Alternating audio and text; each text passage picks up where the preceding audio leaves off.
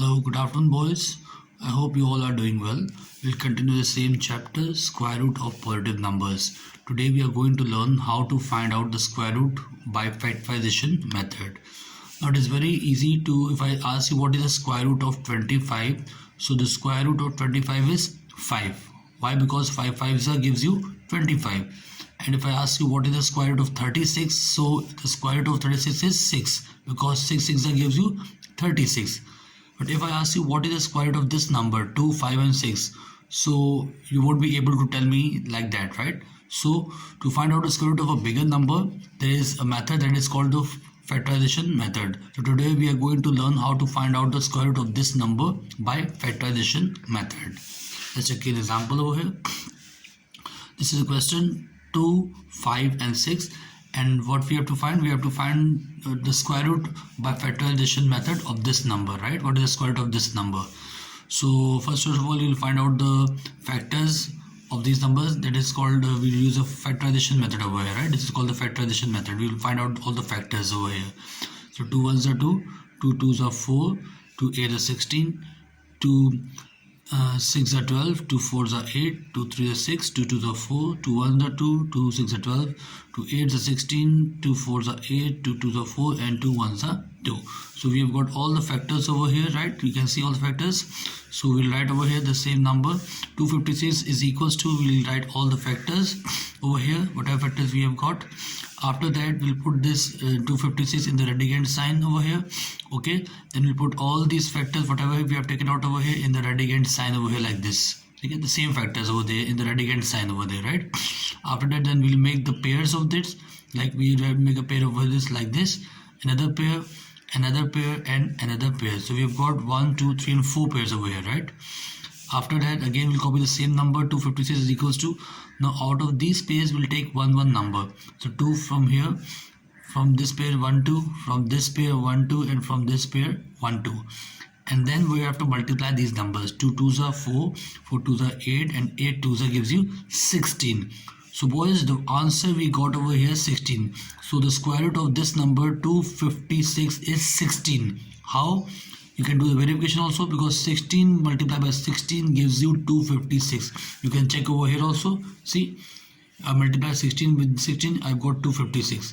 So the square root of this number is 16, right? Now you will be able to give me the answer of this question. What is the square root of this number is 16, right?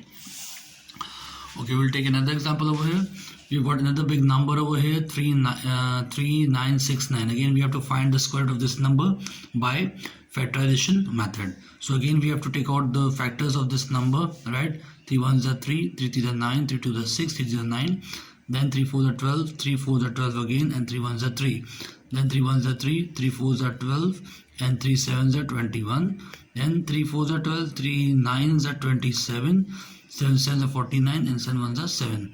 Again, we'll copy this number over here and we'll write all the factors over here. Then we have to put this number in the radicand sign, right? Then we have to put all these factors in the radicand sign over here like this. Then we have to make pairs of these numbers. Then out of these pairs we'll take one number, 1 3, again 1 3 from this pair, and again a 7 from this pair. Then we have to multiply these numbers. 3 3s are 9 and 9 7s are 63. So the square root of this number is 63, because 63 multiplied by 63 gives you this number. This is the final answer, sir. Got it? Okay. Well, the next question is that find the square root of the following fractions by factorization method. Now over here we are going to find out the square root of the fractions, but the method is the same, the factorization method, right? So this is the question over here, 64 upon 81. This is a fraction, right? So the upper number is called the numerator and the lower number is called the denominator, right? Numerator and denominator. So let's find out the solution of this question. We find the square root of numerator and denominator separately, okay? Now we have got two numbers over here, numerator and denominator, right? So we'll find out both the, we can say the factors of these numbers separately over here, right? So first I've written over here numerator, that is the number 64 over here, right? So we will find the factors of numerator.